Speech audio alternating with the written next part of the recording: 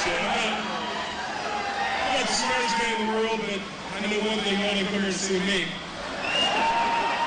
So we're all just waiting on the next president.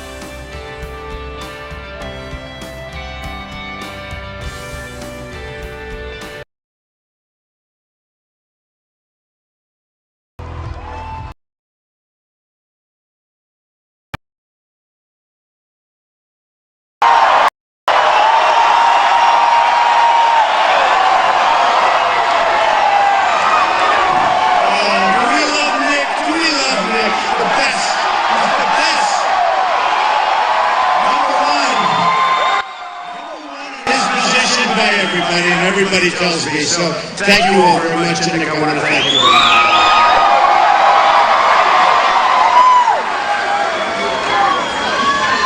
What a good guy, Ohio. I love Ohio. You know, I worked in Ohio for summers in Cincinnati, and I love Cincinnati. I had a great experience. It was early on, and it was a job. And I bought it with my father. I bought it and worked out really well. I stayed here. I ran the job myself. I was very, very young. And I bought it for this, and I sold it for this, and I looked good, and I felt good. It's like sinking that first putt or getting a home run your first time at bat. So I always had a great feeling for Ohio, and the people are amazing people. Thank you. I love you.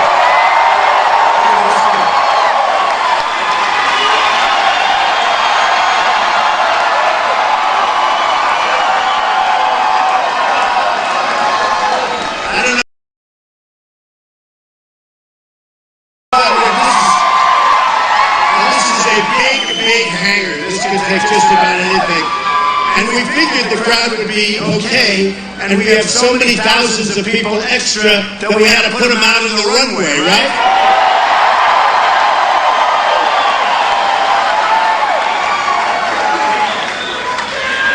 They never want to capture that, just so you understand. So it's really fantastic. Let's address, thank you, darling. I love you too, darling. Look at this. This is amazing. So let's address yesterday, should we? So, look, we had a tremendous rally in Chicago planned. We would have over 25,000 people. The arena was seating about 11,000. We had registered much more than 25,000. So what we did...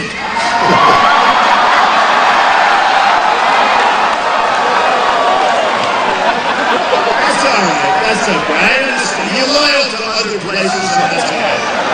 But what happened was very interesting. So what happened, these were great people. These are people like yourselves. These were people that want to make America great again. That's what it is. And they were pouring into the arena, good arena, everything nice, and all of a sudden, a planned attack just came out of nowhere, and it was printed by people that were professional people. If you look at the posters, they're all printed, they have a mark on them, who made them, all done by a group, all very professionally done, a disgrace if you want to know the truth. And with these thousands of people, and fortunately we were able to let a lot of them know, don't go, because we would have had a problem like you would have believed. Just like Big Nick over here, he would have been in there, they would have wiped him out, and that would not have been good. And we made a decision. We said, and I hated to do this because frankly it would have been easier to go. But I didn't want to see anybody get hurt. You would have had a problem like they haven't seen in a long time. Because we have people that are so amazing. And it's not necessarily loyal to me, it's loyal to the country. We want to see things happen. And they're loyal to the country. It's okay, USA is right. They're loyal to the country. They want great security. They want great military. They want to take care of their vets. They want a border. They want a wall. They want...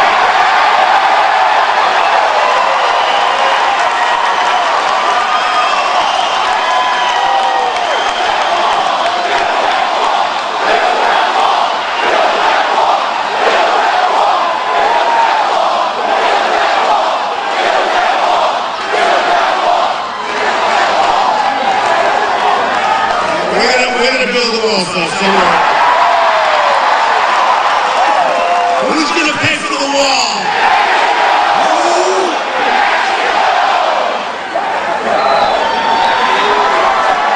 We have a good time. You know, it's sort of interesting. I watched, well, I shouldn't say it, but I watched Little Marco, and I watched Lion Ted Cruz. Lion Ted. He holds up that Bible, and then he puts it down and he lies. Lion Ted. Even Rubio said, boy, he's a liar. He lies about everything. And you know, I have the evangelical love. And I've had great support from Jerry Falwell Jr., everybody, Sarah Palin. We have such unbelievable support. But I have the evangelical vote. And I won in South Carolina, all of these. I mean, we did so well. And he was supposed to win in South Carolina. And I won in a landslide. And you know why? Because they don't like liars. They don't like...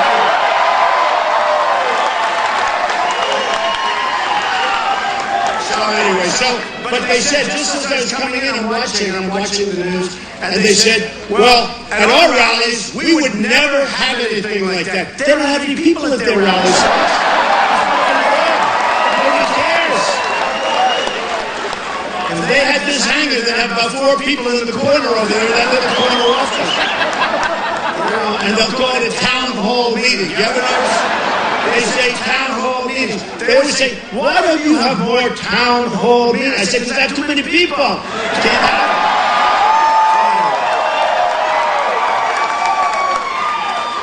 I'd actually like to have a couple of town hall meetings, but I just, you know, like, would have to turn away how many people? Like 24,000?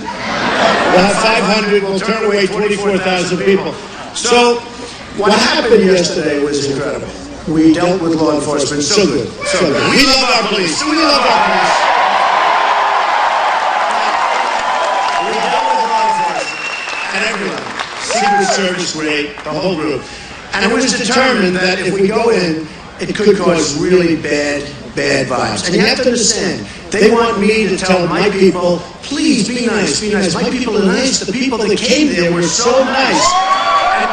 And let me tell you, the people that were there, that came there, that were invited there, thousands and thousands of people, they caused no problem. They were taunted, they were harassed by these other people. These other people, by the way, some represented Bernie, our communist friend.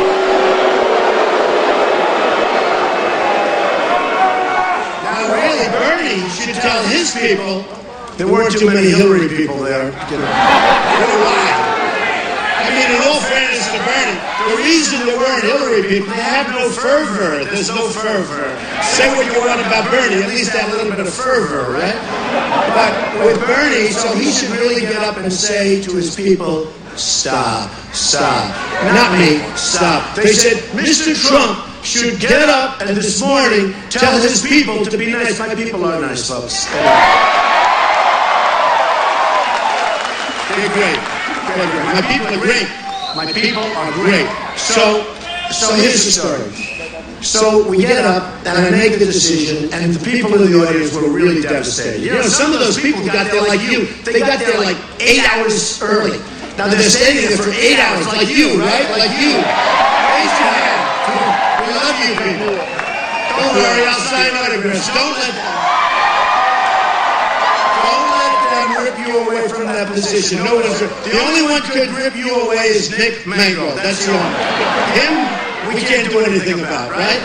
So anyway, so what happened is everybody was fine, everybody was behaving, and what they've done really on the other side, it was MoveOn.org or one of these groups, bad groups. These are bad people. It's bad. These are people that truly don't want to see our country be great again. I'm telling you that. And we want to get along with everybody, and we can get along with people. We're going to unify the country. Our president has divided this country so badly. He has been I call him the great divider. You know, when he got elected originally, I said, you know, I don't think he's going to be a very good president. Who knows? I hope, frankly, I wish he were. I wish I didn't have to do this. I wish we had the right people. I wish we didn't have to do it. But we have to. We have no choice. When you look at the Iran deal, when you look at the horrible trade deals where we're losing a fortune to every country we do business with, our jobs are being sucked away.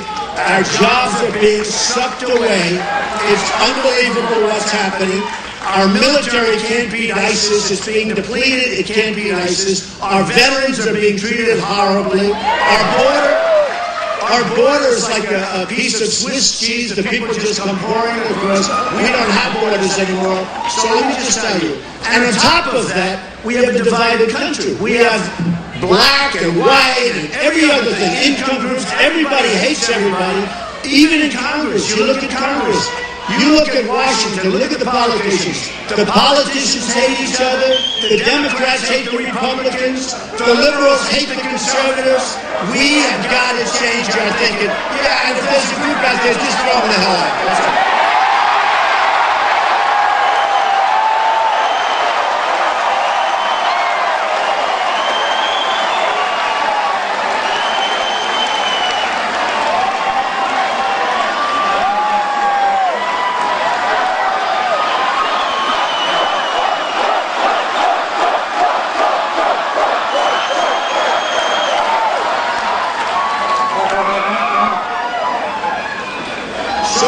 We cannot let our First Amendment, we just can't. We cannot let our First Amendment rights be taken away from us, folks. We can't let it happen. We have a right to speak. I mean, we are law-abiding people. We're people that work very hard. We're people that have built this country and made this country great. And we're all together, and we want to get along with everybody. But when they have organized, professionally staged wise guys, we've got to fight back.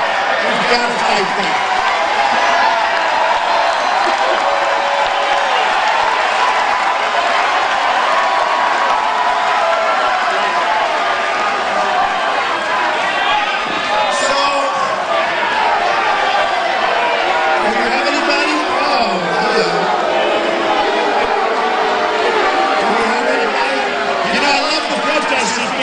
shows what's happening.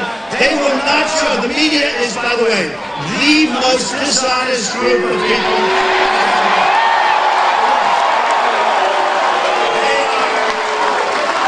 They'll say today, Donald Trump came to Dayton and he had a small crowd, a slithering of people. They don't say it was so big it was bursting out of the biggest hangar I've ever seen. They'll say a small crowd or a representative crowd was there. You know, that means like what, 15 people? We have these crowds everywhere, folks. And let me tell you something. We have amazing people in this country. I am so impressed with the people of our country. We're going to start making Apple products in the United States. Okay?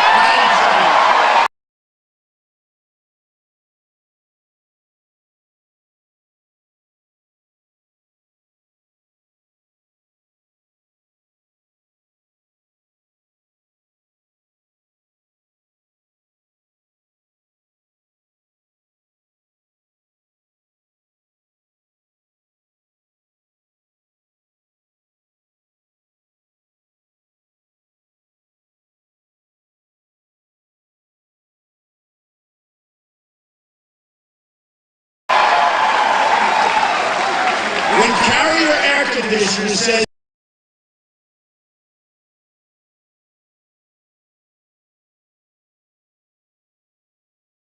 and almost brought down the world, if you remember.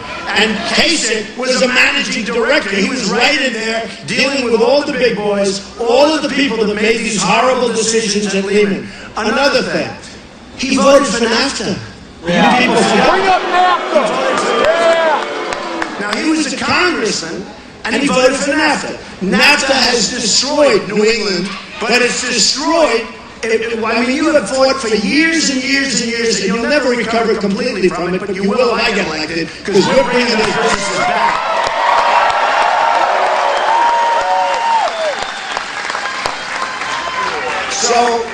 So NAFTA, putting a vote up, in my opinion, anybody that puts his hand up for NAFTA, Clinton signed the bill, but NAFTA wiped out states. It wiped out entire states. It wiped out New England. It's taken years and years and years, and you look at those factories, and they're made into senior citizens housing, and it's all wonderful. But we need jobs, folks. We need jobs. We don't have our jobs anymore. Our jobs are going to China, to Japan, to Mexico. Our jobs are going to Vietnam. We're losing our jobs. We're losing our base. We're losing our manufacturing. We're losing everything. We're losing it every single item, no matter what, whether it's healthcare or whether it's trade. I mean, think of it. Our military. Do we have great military, right? Oh, we have a problem. We have a problem. Our military can't beat ISIS. Now, I know we could knock them out in 2 days if we wanted to, but we don't have. You know what I call ourselves? We're the politically correct warriors, okay? We can't attack the oil because it's going to go into the environment and it's going to affect the carbon footprint. Do you believe this? And have I been saying for 4 years, hit the oil, hit the oil, hit the oil? I've been saying it for years. And I also said, by the way, don't go into Iraq. You're going to destabilize the Middle East. I said it loud and clear. You know, they try and say, oh, but years ago. Let me tell you something. I said, don't go into Iraq. Now, it turned out that Iraq, you know, I mean, in all fairness, they didn't have weapons of mass destruction. I'm not saying I knew that. I said for other reasons don't go in. But we have destabilized the Middle East.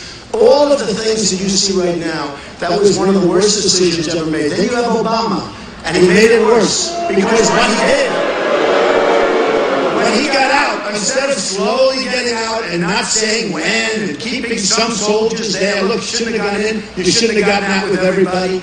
And then what he does, he announces a date. We're going to be leaving by such and such a date. And the other side is looking and they're saying, I can't believe he gave us the date. It must be some kind of a wise guy move, right? It wasn't. He moved out that date. And they all just pulled back. And that's what they did. You remember about 2 months ago, 3 months ago, they said, we're sending 50 soldiers in, right? 50. And then you say, why can't we be unpredictable, right? In war. It's like these guys, these dishonest people back there, they're always saying, what will you do about ISIS? And I'm supposed to lay out my plans. I never wanted to say attack the oil to them. I never wanted to say it. I wanted to knock the crap out of the oil.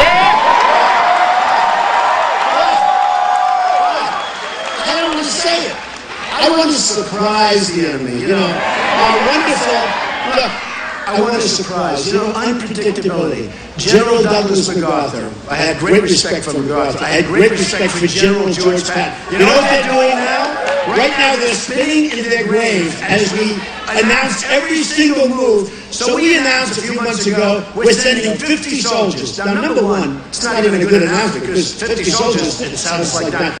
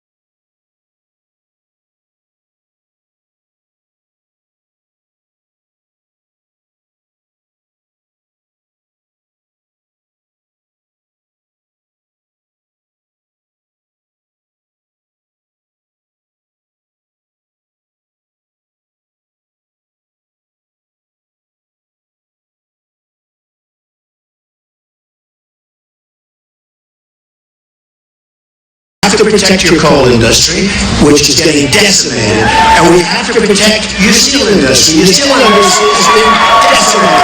It's being decimated. Now, your governor is in favor of the Trans-Pacific Partnership, which is a disaster. By the way, I'm telling you, it's a disaster, and I was so strong in the debate on it, and I think, did I do well in that debate?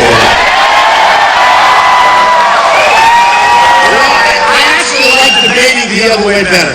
But they all came to me, they said, even my daughter Ivanka, Dad, you're the smartest one up there, but you have to act presidential. And you know, if you mind if I take off my coat, the weather's so beautiful.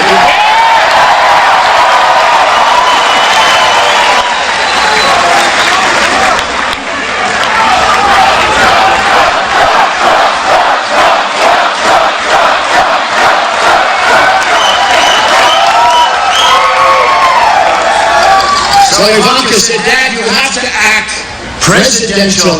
You're doing so well. But don't fall for it. When they attack you, don't fall for it. Just stand. And I said to myself, well, here's the problem. You have little Marco saying all sorts of things. Which weren't true, by the way. But they're not as big as Nick. Bigger than most. Hands. In fact, I was getting ready to grab him. When he was choking like a dog, I was getting ready to take that head and hold him up because I thought he was going down, I'll tell you. With Chris Christie, who endorsed me, by the way. And Ben Carson yesterday endorsed me.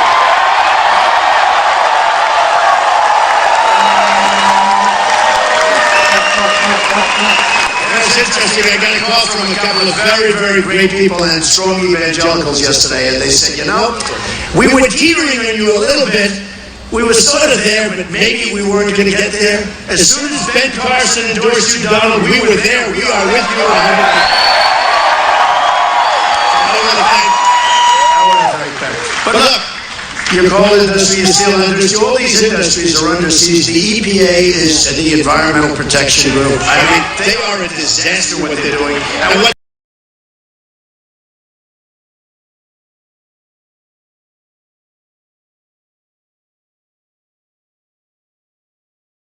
they're doing to Ohio, more so than most, they're a complete disaster. We're going to change things around. Now, Trans-Pacific is going to destroy your auto industry in Ohio. They're going to do everything. They're going to take it away from you just like you're a bunch of babies. Not going to happen if I become president, okay? It's a horrible, horrible trade agreement. Doesn't get any worse, but it's a horrible trade agreement. You have 12 countries, all of whom want to rip our heart out. You have China, which is not a part of it, but wants to be a part of it at a later date. They're watching every move. The document, I hear, is 6,000 or 7,000 pages long. It's too complicated. It's too big. Each country knows every word of that document, and our congressmen and our senator, our people have never even looked at it or read it. We don't even know what the hell it says. We should not do it. And the most important weapon that they have to kill our industry and to destroy us in trade is monetary manipulation, devaluation of their currencies. And they are grandmasters. The greatest of all time is China. But Mexico's getting really good at it.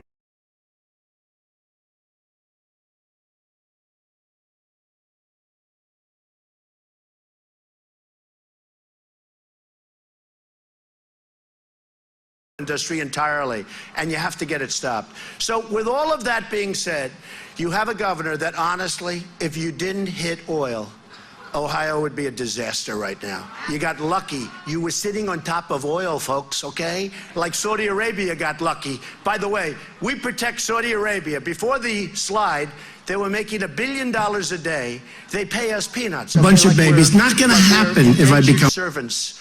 They pay us peanuts. Now, they make $1 billion a day, so now let's say they make half. The oil went down. And the problem with Ohio, by the way, now that the oil is down, you've got big problems coming. Because you had, in the United States, the largest increase in a budget in the United States, 35 or 36%, the budget of Ohio. And you're relying on the oil, but you can't rely on the oil now because the price is so low. So you got a lot of problems. So you better be careful. I've been seeing signs. Ohio is in trouble because of the price of oil. You made a lot of money with oil. You were lucky as hell. I mean, other places are cutting, but they don't have the oil factor.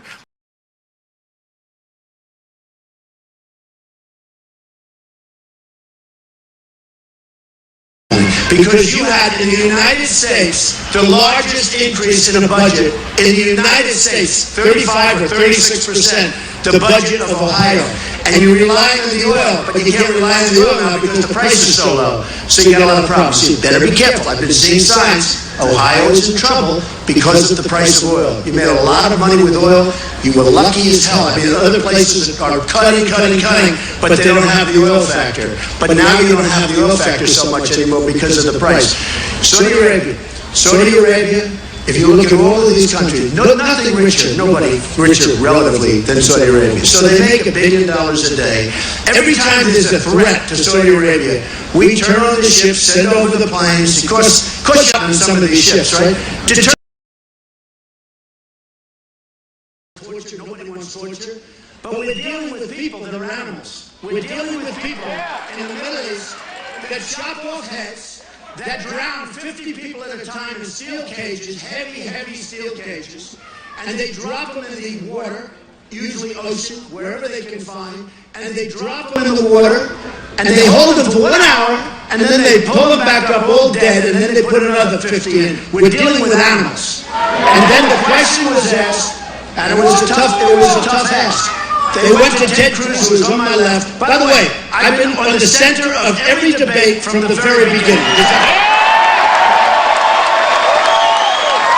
And I never did this before. I never debated before. I do get credit. They say, you know, one of the wise guys back there said, you know, and actually I liked him that day. He said, you know the amazing thing about Trump? He's not a politician. He's only done this for 8 months. And he's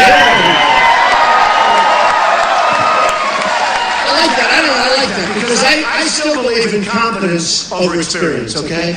And yet I have great experience. But here's the thing. I've been dealing on the other side of the equation for a long time. Nobody knows politicians better than I do. Nobody knows about all of the things like PACs, which, by the way, are a disaster, but like PACs and funding. I hate to say this, I was like sort of very establishment 9 months ago. I dealt from that side. And then I saw how stupid everybody was, the stupid decisions. and I say, I'm going to become very anti-establishment, and I say I'm going to.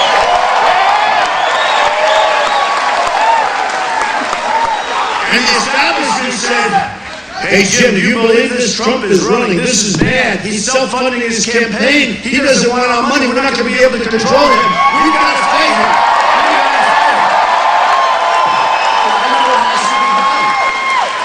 But just to finish on torture, okay? I love hopping around. You know, some people said it's like a great chess game where you go from bing, then, you go here, but you never forget. You never forget. So we were at torture, and I want to just tell you. So they asked Ted Cruz the question on waterboarding. Now here are people that are like medieval times. I haven't heard about chopping. You had James Foley, and that was the beginning, right? A wonderful young man. He had so many wonderful people. A lot of Christians, but Christians, everybody. Anybody gets in the way, boom, chop off the head. So you got to stop that. You got to stop it. We can't allow that. We can't allow that. We can't allow that. In our world, we cannot allow that. We should have gone there, but you know what? Now we got to stop it, okay? And now we got to go and we got to knock the hell out of it. But they asked Ted Cruz, who's right here on my left, and you know, he's a nice guy, except he lies so much. And they said, Senator Cruz, waterboarding, what do you think? And he goes, what about, man? Let me go back and talk to my consultants. This is a bad question. I don't know. You know, they're all afraid of being politically correct, right? Then they go to me, because he didn't give an answer. And you know, he's a great debater, but he's a lousy talker. Does that make sense? He can't talk. He talks, he goes, hey, ha, hoo, ha. He's a great debater. Well, I don't know if he's a great debater. I think I beat him in all of the debates. I don't know.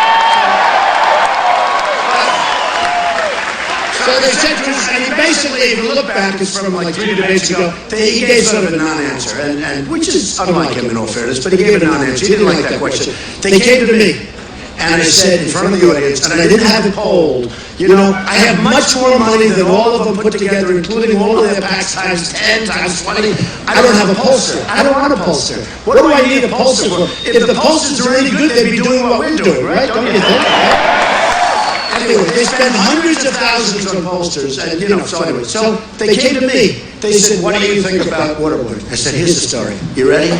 In the Middle East and other places, but in the Middle East, they're chopping off heads, they're drowning people, they're killing people. They would kill us so quickly if they had the capability, and they're trying to get the capability, which is, by the way, why we have to kill them, just so you understand.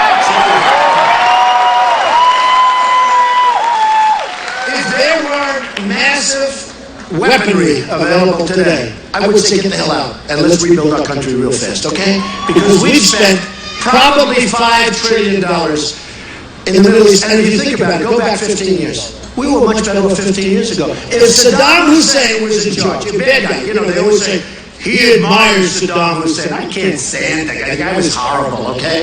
Because Putin called me a genius. Putin said Donald Trump is a genius.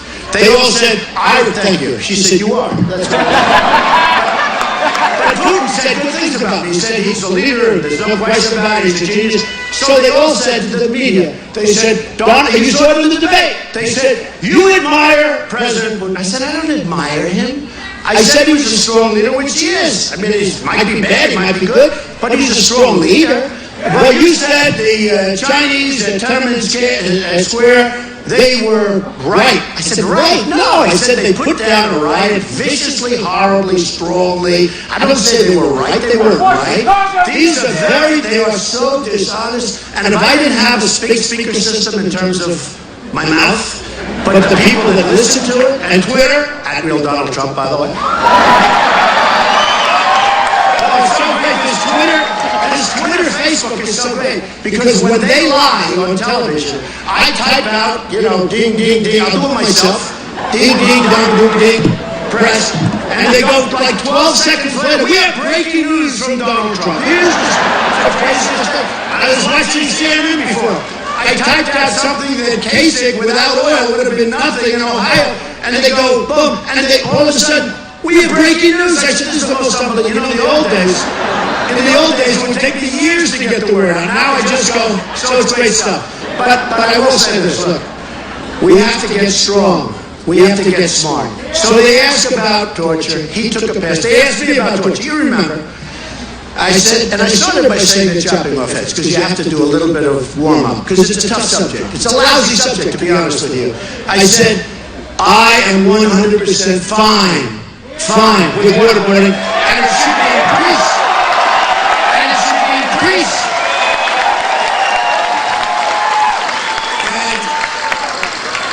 And by the way, just so you understand, they said, well, he wants to disobey the laws, and it is true. You know, we have laws. If you're too rough, think of this. We're too rough with our enemy. They've just chopped off 3 heads of Christians who are great people, who went over there to help people. They get caught, and not even a question of getting caught, they weren't hiding. They grab them, they chop off their heads because they're great people that are helping people, right? And I'm saying to myself, and I have to defend this, but just so you understand. So we have laws, and we have rules and regulations, and rules of engagement. They have nothing. They have nothing. Very hard to beat somebody when you have rules, regulations at a very high level. I mean, this has never happened before. So we catch one of these animals that had just chopped off 10 heads. And we don't even know where we can try them. First of all, they're going to Guantanamo Bay. Okay, just so you know. They're going to Guantanamo Bay. And that's going to be it. But you see the money we spend in Guantanamo? We're spending hundreds of millions of dollars a year, and we have like 90 prisoners left or 60 prisoners left. Believe me, we can do better than that, folks. There's so much fat. We spend hundreds of millions of dollars a year maintaining a place for 90 people. Look, we can do much better. Our government is so fat and so disgusting. Torture. So I said, we have to, waterboarding's fine. And also, if we can go much worse than waterboarding, that's okay with me.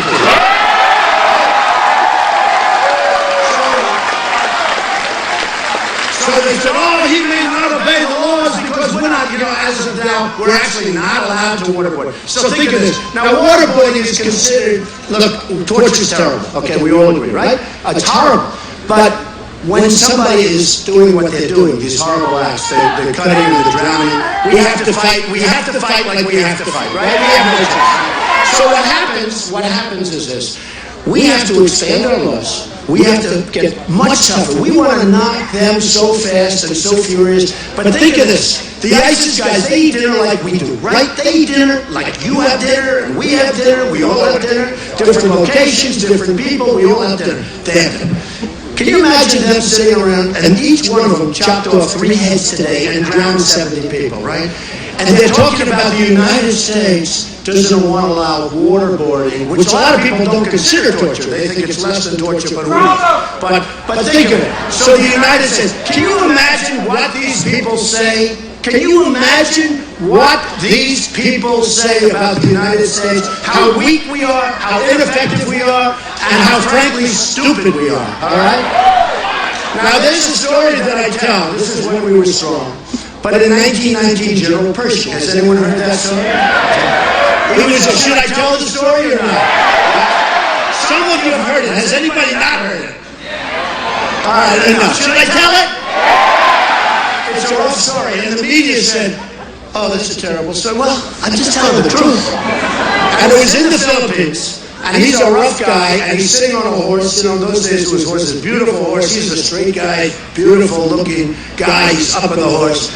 And they were having problems with radical Islamic terrorism. Whoa, I'm so shocked. This is 1919. Some things never change, folks. Some things never change. And by the way, we have to get to the bottom of it. We cannot allow people into the country that want to destroy us. We cannot do it. We can't allow the Syrians. We can't allow the migration of the Syrians into the country. We don't know who they are, where they come from. General Pershing. So they were having a tremendous terror problem, okay, tremendous. Now, the difference between then and now is the weaponry. That's the only difference. Everything else is the same, but the weapons are so powerful now, what they can take out, the destruction. In those days, you didn't have that, but you still had tremendous problems. So they catch 50 terrorists. Now, a little different than we handle them today. Today, we read them their rights, we take care of them, we feed them the best food. make sure they have television, we give them areas to pray. It's a wonderful thing. We're wonderful people. We're wonderful, wonderful, stupid, stupid people. So General Pershing, tough guy, and he had the whole deal going. And they catch 50 terrorists and in the Philippines, and they were doing tremendous destruction. What happens is he lines them up to be shot. He lines them up, gets them, knows they're guilty, they've admitted their guilt, lines 50 people up to be shot. And as you know, swine, pig, all of that, the big problem for them, big problem. He took 2 pigs, they chopped them open, took the bullets that were going to go and shoot these men, took the bullets, the 50 bullets, dropped them in the pigs, swished them around, so there was blood all over those bullets, had his men, instructed his men to put the bullets into the rifles.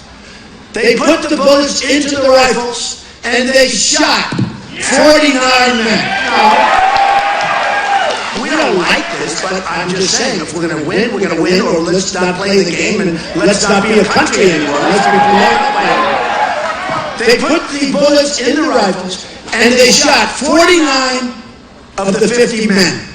Dead. Boom. So it was a pig-infested bullet in each one. They then dumped the bodies into a mass grave, and they dumped the pigs in with the bodies, and they took the final bullet, and they gave it to the one person that they decided not to shoot.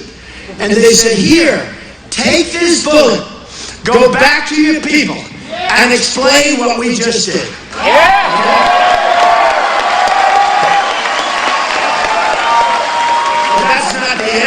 Here's the end. You want to hear the end? He went back and he said what just happened. For 28 years, there was no terrorism. 28 years. So, I'm not saying that's a good thing. I'm not saying it's a bad. This is history, folks. This is history. This is what is going on. This is history. We're either going to win or we're going to lose. And, it's not going to be, because we can't continue to go the way we're going right now. We're either going to win the battle or we're going to lose the battle. We have to do what we have to do. We have to clean it out. These are people that have horrible thoughts. These are people that have visions that you wouldn't believe. These are people, interestingly, when I won in South Carolina, just before the vote, the Pope said bad about me. I said, this can only happen to me, the Pope. Because the Mexicans here just left Mexico, and he's on the plane, and he said something about Donald Trump. Now, what he said is what the Mexicans told him. Look, we have to stop illegal immigration, right? Crime, all the problems, drugs, all the problems. We're going to stop it. But they said, oh, it's terrible what this American Trump wants to do. So the Pope came out. By the way, the next day, he issued such a nice statement. He sort of, I don't know, you can't get the Pope to apologize, but it was sort of a very nice way to get it. I said, I'm the only person, because I felt I could win in South Carolina, even though it was supposed to be cruise territory, and I won in a landslide. It was like a massive landslide. And by the way, I won with women. I won with men. I won with highly educated. I won with less than highly educated. I won with soldiers. I won with vets. I won with evangelicals big. I won with everybody. So it was good. But just so you understand, look, we have got to toughen up. Now, we don't like it. Even a scene like yesterday, I didn't want to put the police at any discomfort level because they would have been very uncomfortable. We had 300 police.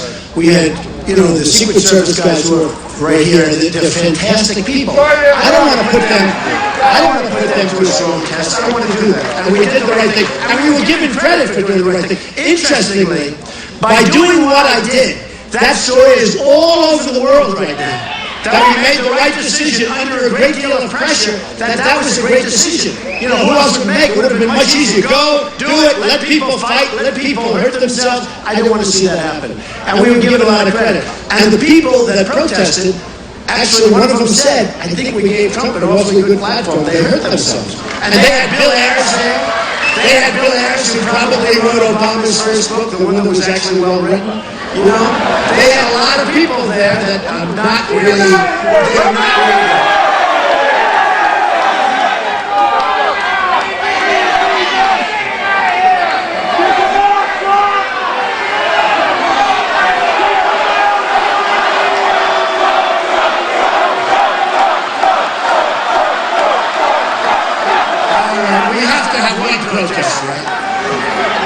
So we have one protester. Looks a little wacky. He's a whack job.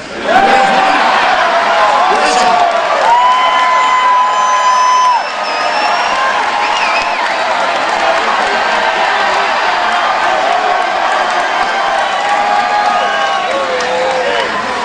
So we have one protester, and watch the story tomorrow. Massive protest at Trump rally. They won't talk about the crowds. They'll talk about massive protests because, again, they are the worst. Okay, so this is what we are going to strengthen our country. We are going to hopefully win Ohio. You know, honestly.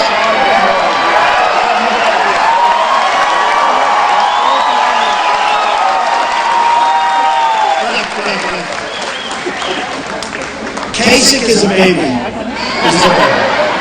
He can't be president. He can't be president. Too many problems. Too much on the let people come into our country. Approve. Just the fact that he approved NAFTA. Nobody knows that.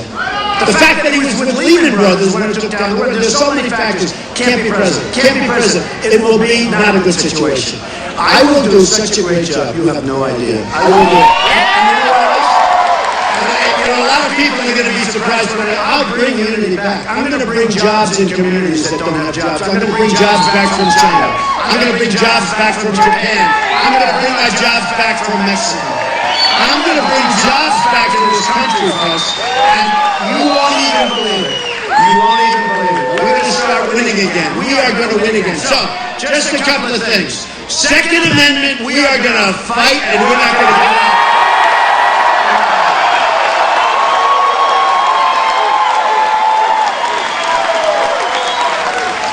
Trade deals. We're going to make some of the greatest deals ever made. They need us much more than we need them, folks. And you know, they all say he can't be a true conservative. Well, I'm the most conservative person in the world on the military, on the vets, on education, on everything, on healthcare. I am the one thing they say, but he's not a free trader. In fact, I remember Jeb Bush would get up. He is not a conservative. And I said, and he is very low energy. No, he wasn't a nice person. He was not a nice guy. Jeb was not a nice guy to me. I will tell you that. He should have been, but he wasn't. But let me just tell you, we are going to be so strong on trade. Now, these so-called conservatives, you know, these people that don't know what's happening, that's okay. Are you okay? Don't worry about it. It's easy over there. They can just put them out on the runway.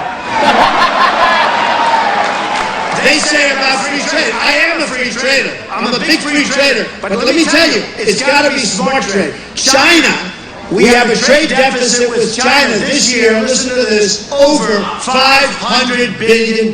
Over 500. We can't have that. It's been going on for years. 300 billion, 400 billion. You know that's 500 billion. And then they say, he's going to start a trade war. Well, I'm not. Except for one problem. You'd be better off with a trade war than losing $500 billion. And you know, yesterday, I think in the Wall Street Journal and the Times, you know, they both treat me terribly, but these are minor details. They had a big story that Trump has totally changed the thinking on trade. Totally changed. It's true. For 200 years, everybody talked about free trade, and so do I. But you know what? It's got to be fair trade. It's got to be smart trade. We got to do something. We got to get something. I have friends that are manufacturers. They cannot get their product into China. China dumps everything over here. We don't charge them tax. We don't charge anything. I have friends that are absolute great manufacturers. They make a better product than anything made in China. They can't get their product into China. And when they do, they get charged a massive tax. But we don't do that because we don't know what's going on. Those days were, I have Carl Icahn endorsing the great businessmen, many of the great businessmen of the world. We're going to use our top chess players, because that's what they are. Yeah. The great people, the people that have made these great fortunes, they're great, you know, there's a reason. They're great negotiators. They know what's happening. They understand it. They love it. They want to help us. They will come in. Let me tell you, if I put Carl or some of the other great names, you know some of them. And frankly, some of them are better than all of them. I know so many people. We have the greatest negotiators in the world. We don't use them. We use political hacks to make deals with China, to make deals with Japan. I mean, we have Carolyn Kennedy representing us in Japan. And she admits she got the job. How did you get it? I don't know. and she's a lovely person. I always say, I like her because Ivanka likes her, okay? I just don't want her trading on automobiles, okay? I want to get some ruthless free. I want to get one of the killers, right? Somebody that you don't want to have dinner with. I mean, some of these guys are so bad. If you ever met him, this beautiful young woman, if she ever met him, you would get sick to your stomach. You wouldn't want to have him over for dinner. You wouldn't want to talk to him. You'd say he's a horrible, horrible human being. He's rude, he's crude, he's vicious. You want nothing to do with him. I want him negotiating for us, folks. Okay? But I have the best. I have them, actually, some of them are very nice. Not too many of them, but that's okay. But some of them are very nice. But these are our greatest negotiators. We're the greatest in the world. But we're losing our companies. Pfizer is leaving, right? Pfizer. Take a look at Carrier. Now, what I would do, and I get killed for this. They say, well, that's not very, free. But look, Carrier just announced, so I told you, they announced they're moving into Mexico. Here's what I do. And Ford, much bigger. Ford, $2.5 billion plan. But I've been talking about that for a long time, and now they're doubling up. They're going to build much more in Mexico. It was announced 3 days ago. You know why? Because nobody in our administration talks to them and says, you can't do this, folks. You can't leave us like this, folks. You can't keep doing this, folks. But take Carrier. That's so easy. I don't want to use Carl or any of the killers. I just want to say it's so easy. Oh, I do this stuff. I do this stuff so well. I do it so well. So here's the story. You ready? And by the way, I put in some of the greatest financial statements ever seen by man into the General Elections Commission. Everyone said, he'll never give us financials. I reported all of my financials, and the reporters are saying, oh, damn it, they're really good. They were hoping. And a friend of mine who's a very rich guy said, now I know you're rich, because you would have never run if you weren't really rich. You better believe it. So anyway, I built a great company, very little debt, tremendous cash flow, some of the greatest assets in the world. I mean, I owned Doral. We had the big championship last week. Hundreds of acres in the middle of Miami. I own all of these buildings, Trump Tower, 40 Wall Street, the Bank of America building in San Francisco, big chunks, and all these things, many tremendous assets, some of the greatest. And the reason I say that, very simple, very, very simple. Because that's the kind of thinking we need in our country, at least.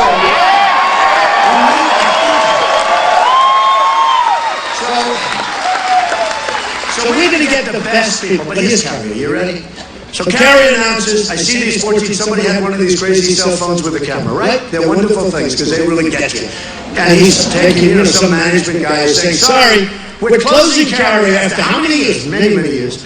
They did a great job. Great looking people. They're devastated, and you see it. We are closing, we're moving to Mexico. Good luck. It wasn't even a warm speech. It was like, bye-bye, we're moving to Mexico, right? I would call, and I know this isn't presidential.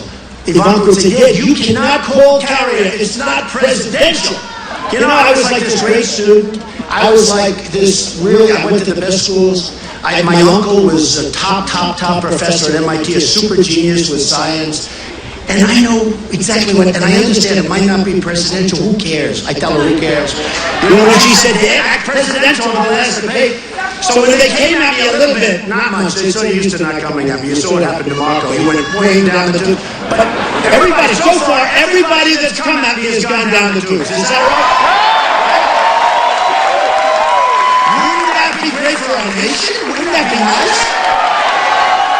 I don't want to mention all of the names because some of them have already called me wanting to endorse me. I've got some endorsing, but that's okay. It's so late. It's so late. Get them out of here, folks.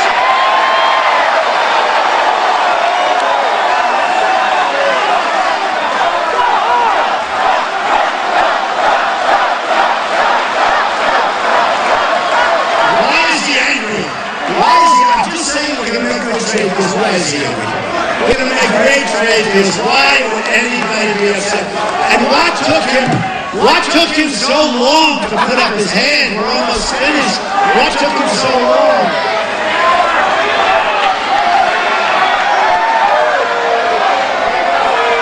Go back home to mommy. Go back home. Go back home to mommy. Go back home. That looks like he's 15 years old. What's going on? Take him back home to mom. She'll lock him in his bedroom. So folks, here's what happens. I will call up Kerry for president. I guess I have to do it myself. I know it's up.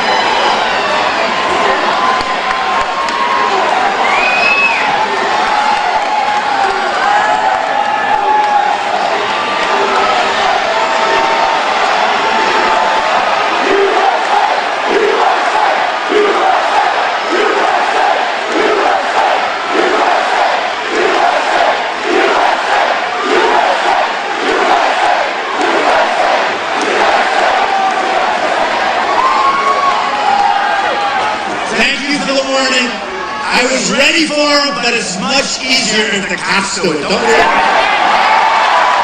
What a great job. What a great job.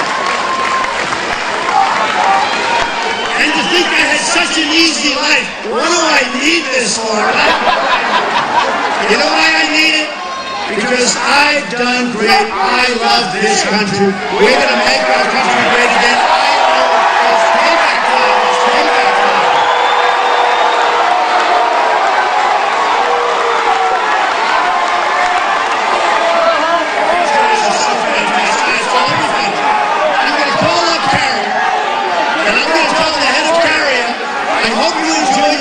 Mexico, folks, but every single unit that you make from some commercial borders is now what we need. You're going to pay a 35% tax. 35% tax. And you know what Karen is going to do? They're going to call me in 24 hours because I'm not taking care of that special interest. I'm not taking care of that donors. They're going to call me back. They're going to go, Mr. President, we're moving back into the United States.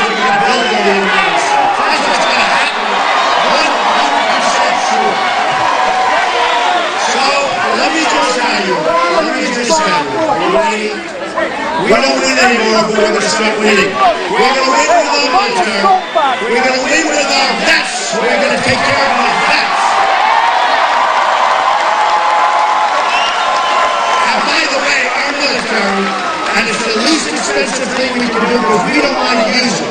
Remember, I was against, I'm the most militaristic person here, but I was against that ridiculous war. Our military is going to be bigger and better and stronger than ever before, and nobody's going to mess with us.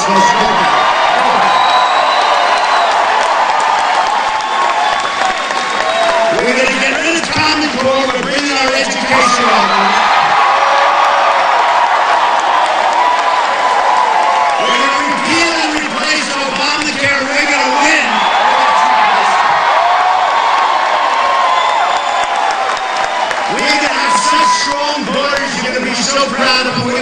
Strong borders, we're going to have a wall, and people are coming into our country, but they're going to come in legally.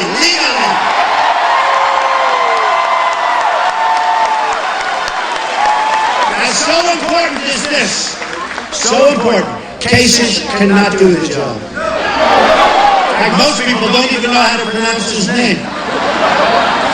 Kasich, pretend it's a K. Kasich, he cannot do the job, folks. He's not your president. I hope you go to the polls. By the way, is there anything more fun than a Trump rally?